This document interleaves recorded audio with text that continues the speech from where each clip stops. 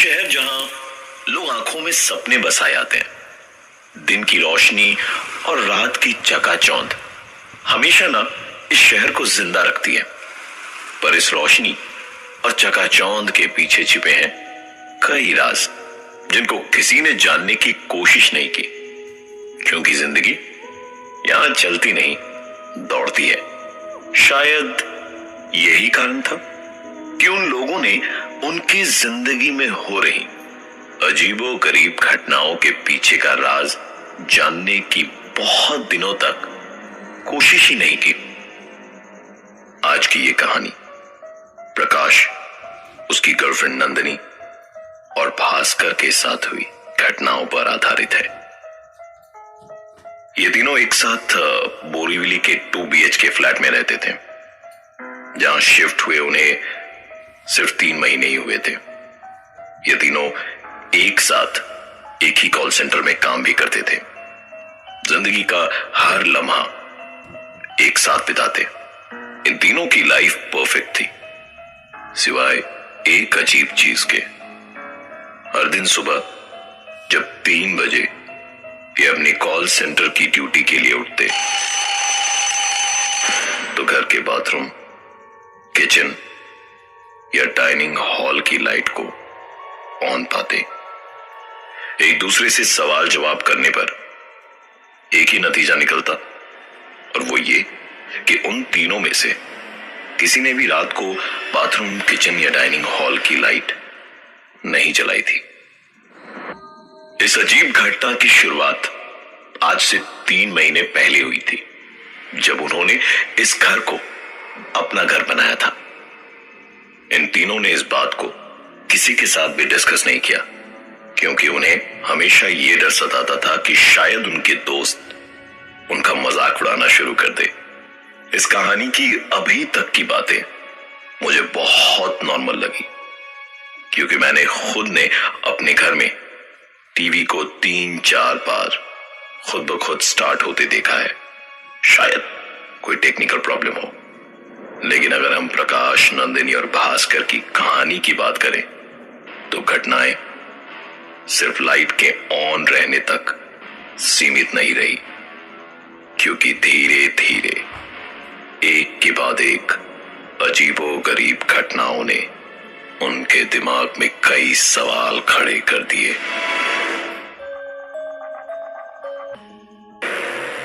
शाम करीबन 5 बजे ये तीनों अपने काम से लौटते थे, और शाम ठीक 6 बजे घर का काम करने वाली बाई भी पहुंच जाती।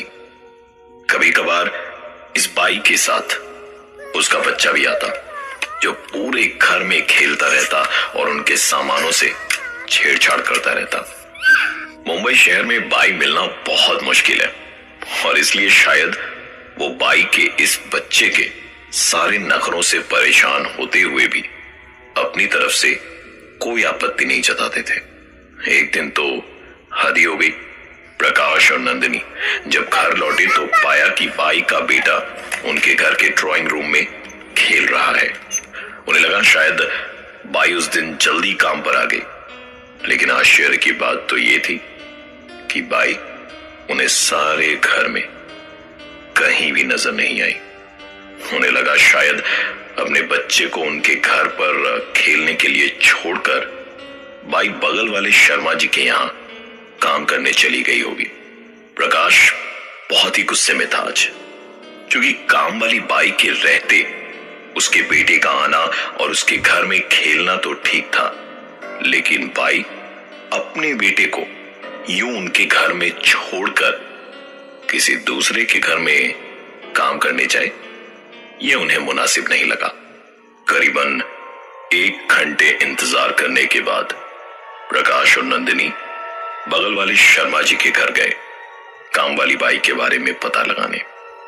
शर्मा जी का जवाब सुन दोनों हक्के बक्के रह गए, क्योंकि शर्मा जी के अनुसार काम वाली बाई तो आज आई ही नहीं थी। एक अजीब सी कश्मकश में दोनों अपने दिमाग में सवालों की लड़ी लिए वापस अपने घर की ओर लौटे, लेकिन इस बार आश्चर्यजनक रूप से पूरे घर में वो बच्चा उन्हें कहीं भी नजर नहीं आया। दोनों के मन में कई सवाल उठ रहे थे और उन्हें पार्टी के लिए देर हो रही थी, इसलिए ज्यादा सोचे बिना तैयार होकर पार्टी के लिए निकल पड़े। रात करीबन 8 बजे ओवरटाइम करने के बाद भास्कर घर लौटा और उसे इस पूरे इंसिडेंट के बारे में कुछ भी पता नहीं था। आपको क्या लगता है, घर लौटने के बाद भास्कर ने क्या देखा होगा?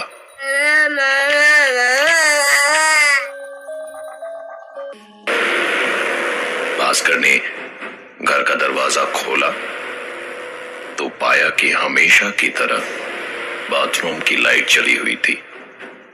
उसने लाइट स्विच ऑफ करना जरूरी नहीं समझा, क्योंकि उसे तभी नहाने भी जाना था।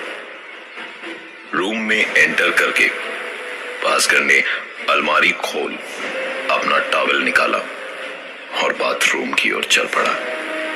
भास्कर ने जैसे ही बाथरूम का दरवाजा खोला, उसके पैरों तले जमीन खिसक चुकी थी।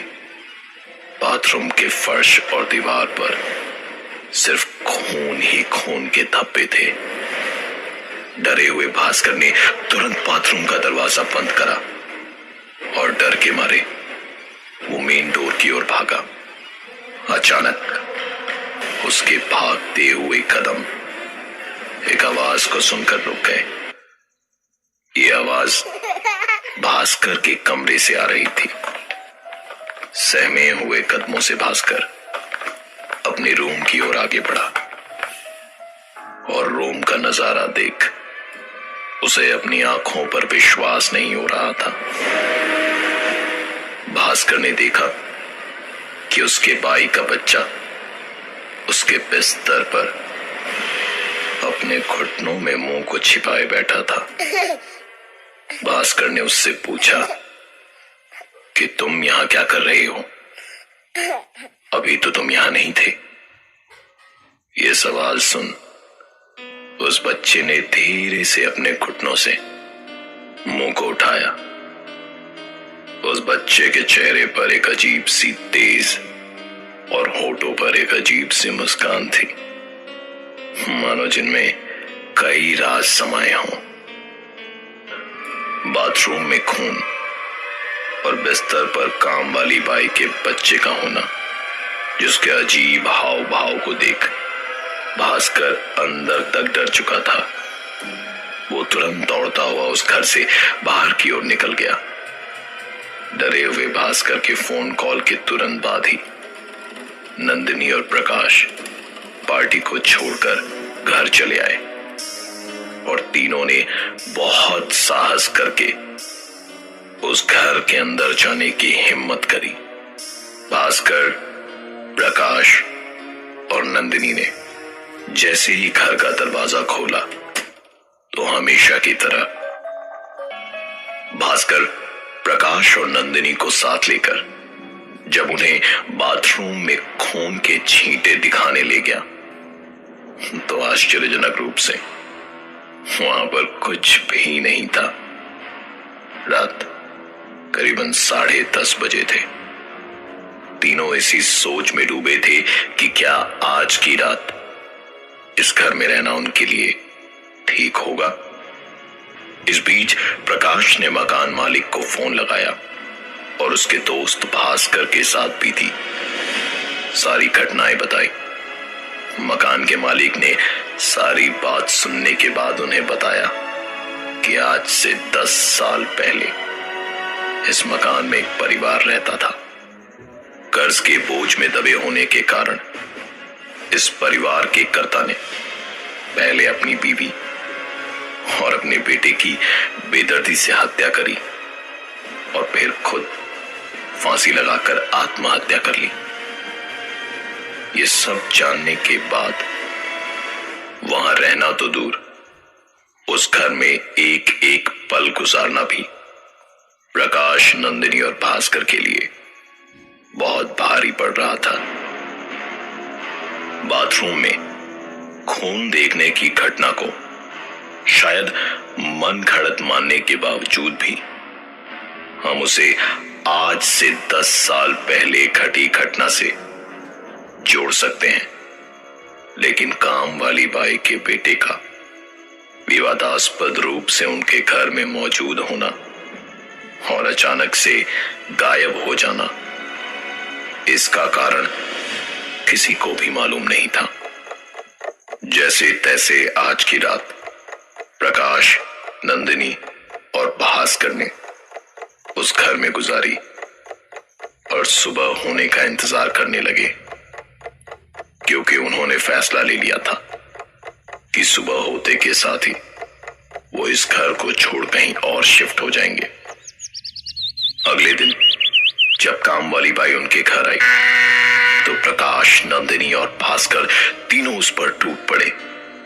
एक के बाद एक सवालों की बौछार करने लगे, उसके बेटे की अजीबोगरीब हरकतों पर और विवादास्पद स्थिति में उसके बेटे की मौजूदगी पर।